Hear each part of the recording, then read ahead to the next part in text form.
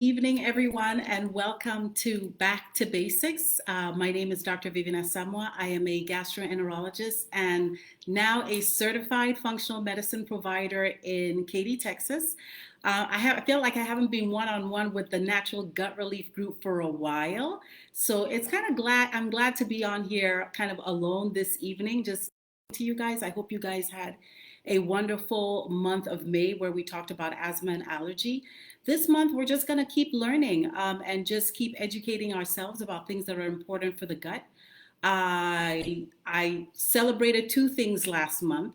I celebrated my birthday, so that is wonderful. As we grow older, we grow wiser, right? We grow more beautiful, right?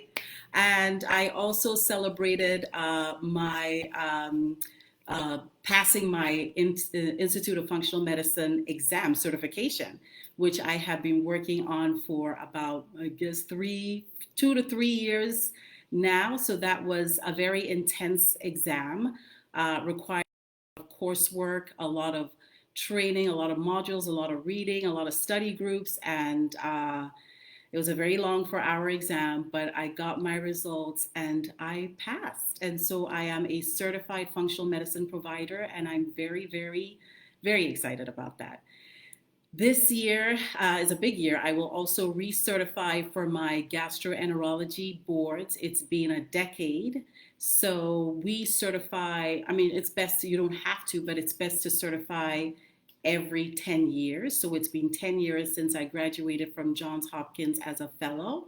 And I've been in practice now for 10 years, and my practice has grown and evolved a lot. So I will be recertifying, learning everything that is true and evidence-based to conventional gastroenterology, new techniques, new technology. So I look forward to that in the fall, another exam. So this has been kind of a year of exams, but hopefully success in all and progress. So glad to see you guys all joining tonight. So I wanted to talk about something a little bit different and also hopefully get some comments on. Great seeing you guys all tonight. I wanted to talk about magnesium. And I'm sure a lot of people are taking supplements with magnesium in it. It is a very important element of the body. We need approximately anywhere between 350 to 400 grams of magnesium every day. And we should normally get magnesium through food, right? We should normally get magnesium through our diet. Green leafy vegetables, nuts should have a lot of magnesium in them. Seafood can also have a lot of magnesium in it. But unfortunately, as most of us in the United States are eating a sad American diet, we are not getting enough magnesium in our diet, and this is resulting in other things, right? In other complications. So very often, if you are seeing a functional medicine specialist or an integrative specialist, you will hear them, usually we will recommend magnesium because we think our patients are deficient in it. So I want to know that everyone can actually hear me, see me, and so if you can, let me know. I'm just looking out for the comments. I won't go on until I hear that you guys can all see me very well and hear me.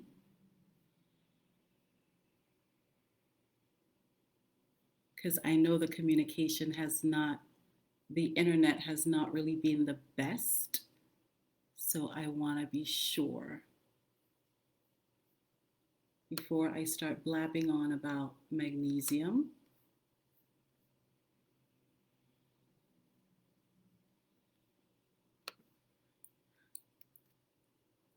Sound and lights, okay. See if anyone is actually able to see and hear. And if you are, go ahead and just leave a like or leave a comment. And so we can actually tell. But I'm going to keep going and talking about magnesium and its benefits. Excellent. I know the weather out there is bad, so a lot of people are trying to make their way home.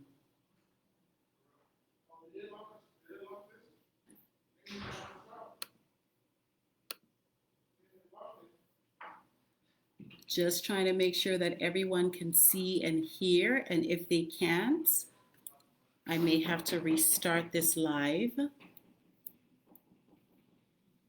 So if y'all could just let me know if you can see and hear.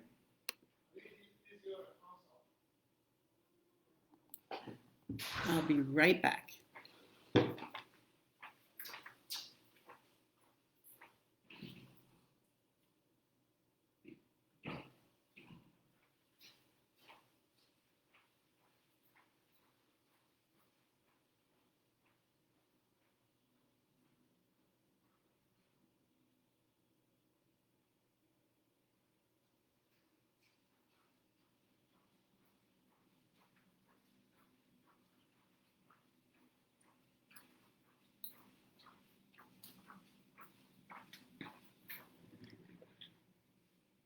Oh, perfect. Okay, great. I just wanted to double check that because I wasn't 100% sure.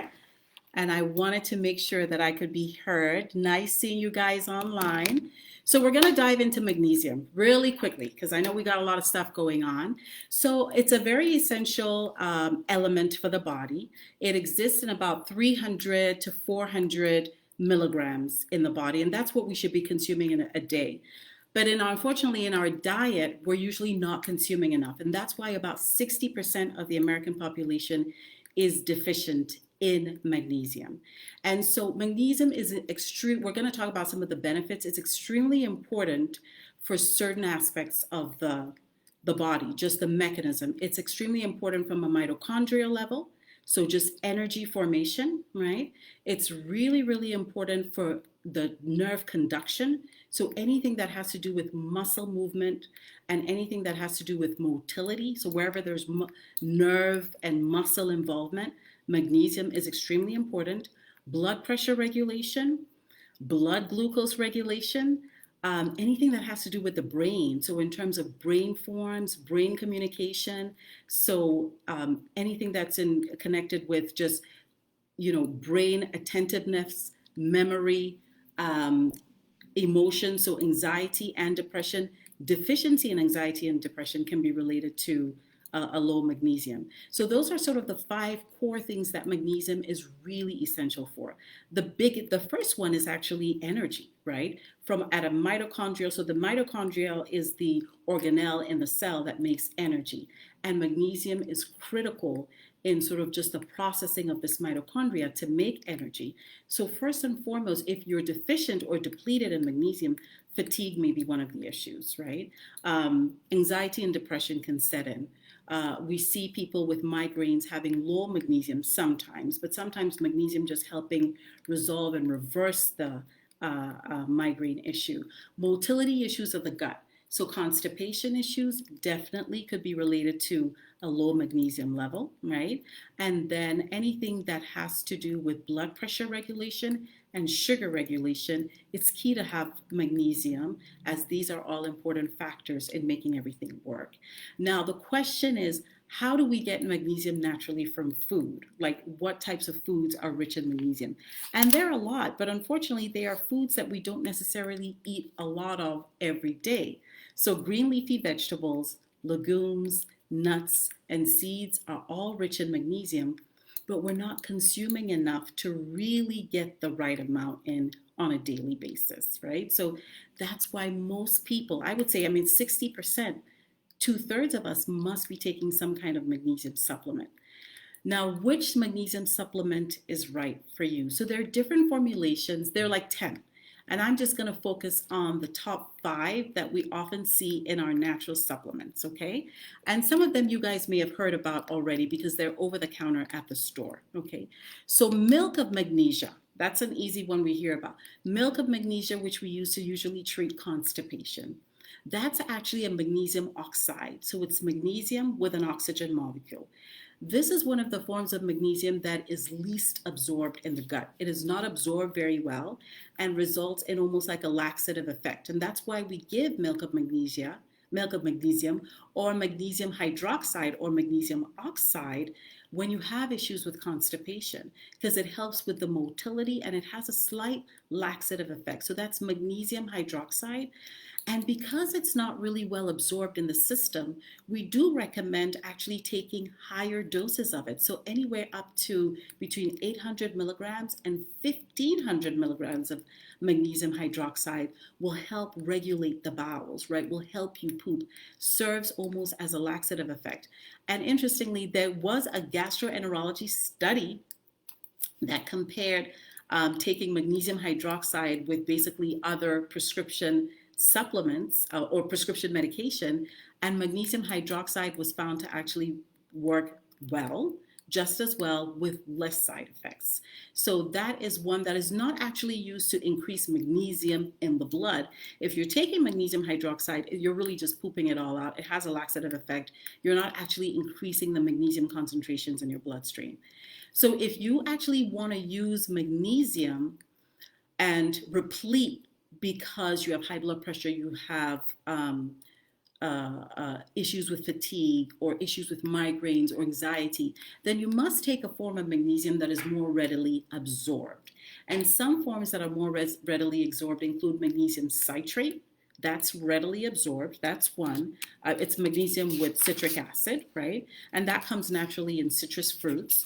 Another one that's very readily absorbed is a magnesium glycinate, very readily absorbed, works extremely well because glycine is actually an amino acid precursor for protein construction, works extremely well in the brain, right? It's absorbed very well, has great activity in the brain. And so for people who have issues with migraine, headaches, as well as anxiety and depression, magnesium glycinate is a really good form to take.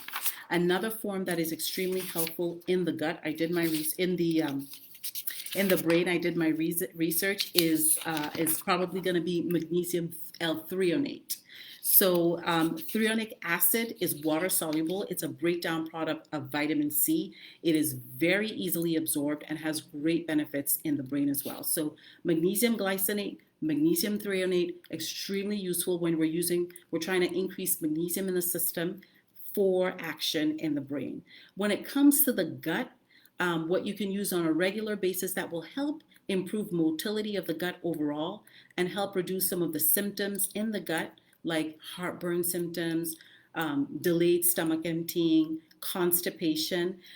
Although magnesium hydroxide has a great laxative effect, and we use a lot of oxy powder, Mag-Ox here, the ones that actually have effect on increasing magnesium in the system is probably magnesium citrate, right? That's a great one to use on a regular basis, helps for the GI symptoms, and also gives you, elevates the level of magnesium in the body. And also magnesium malate is another one that's also readily absorbed. So in terms of GI symptoms and reducing GI symptoms, those are the two that we would definitely recommend, okay? And just one more pearl. So we've talked about almost 4 different magnesium supplements. A common one we don't always think about is Epsom salts. That's actually just magnesium sulfate, right? Epsom salt that we use for detoxification, for muscle relaxation, right? We can also find it in the form of an oil, right? So Epsom salt is used to just basically soothe achy muscles, helps a lot with detoxification, reducing stress, helps with sleep, similarly to magnesium glycinate as well. That is a common one that we often think about and that we use for detoxification, for relieving stress, but it is a form of magnesium sulfate. All right. Finally, who needs magnesium? Well, so many of us need magnesium for different reasons. We use magnesium in patients who have blood pressure issues when we're trying to stabilize and control. But we have seen from a functional medicine perspective, and we have seen a lot of benefit of using magnesium for anxiety, for stress relief, for migraines, for headaches, for GI tract issues. But not all magnesium is created equal because the absorption is totally different in the gut. Therefore, the levels in your bloodstream are very, very different depending on the type of magnesium you take. So it's very important to be well informed yourself about magnesium. Be careful about interactions between magnesium and other medications that you're taking. So be sure to ask your provider and make sure they're aware of the other meds you're taking that could increase magnesium or increase chelation with magnesium, which could sometimes cause stones, right? If magnesium is binding to other things, could sometimes cause kidney stones. So be careful of that. Um, it's also important to know that the magnesium that you measure in your bloodstream is not always an accurate reflection of the magnesium that is actually entering your cells and available for your cells. So that number is very skewed. So very often we'll recommend doses of magnesium based on just baseline doses start at 400 milligrams, then double the dose, depending on their needs, depending on how their symptoms are relieved when they are actually taking magnesium. So the formulation is important, the dose is important, and the reason why you're taking the magnesium is extremely important. But we can see benefits of in using magnesium as early as 1 to 2 weeks after starting it. So if you suspect magnesium deficiencies, I often recommend in patients with restless leg syndrome, muscle jerking, muscle aches, muscle soreness, magnesium is an extremely vital, very, very important element, and it's possible that you need supplementation, but be sure to get the right type. Now, this is natural gut relief, so we always want to talk about food. So we want to get as much magnesium naturally through food. We don't want to be taking supplements if we don't have to, if we're not repleting. So beans, edamame, black beans, extremely good form, vegetables like kale, spinach, avocado, nuts like cashew and almonds, and then whole grains, if you're able to tolerate whole grains, are extremely rich in magnesium. And my favorite, dark chocolate or cacao, extremely rich in magnesium, a very, very good healthy source for the brain, for the gut, and for the heart. So I hope you guys found this interesting. I'm sure a lot of you will listen to this later. Put in some questions for us. We'll try and answer as many as we can. We spoke about 5 different forms of magnesium, 5 different indications. There are an additional 5 forms of magnesium, but I spoke about the most common ones. And I hope you guys all start either taking magnesium or eating high sources of magnesium because it's extremely important for the body. Have a wonderful evening, guys, and stay dry. I will see you all next week, Thursday, for another episode of Back to Basics. Again, this was Dr. Asamoah. Have a wonderful evening. I gotta get home. It's wet out there. I gotta get out of the storm. Have a great evening, guys. Bye-bye.